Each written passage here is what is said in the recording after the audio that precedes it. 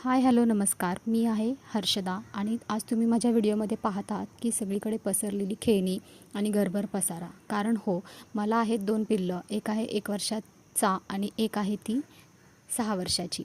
त्यामुळे माझ्या घरात नेहमीच खेळणी आणि इतर पसारा जसे की गोष्टींची पुस्तकं, रंगीत खडू, रंगीत कागद, कपडे असं पसरलेलं दिसतं. कारण माझ्या घराचं वय आहे 1 ते 5 आणि 6 ते 15. तसेच काहींच्या घरी फोन, चार्जर, कपडे, पुस्तकं, बुटांचे चपलांची जोड, वेगवेगळे स्प्रे हा सगळा पसारा पाहायला मिळतो. कारण त्या घराचं वय असतं 1 ते 20 वर्षे.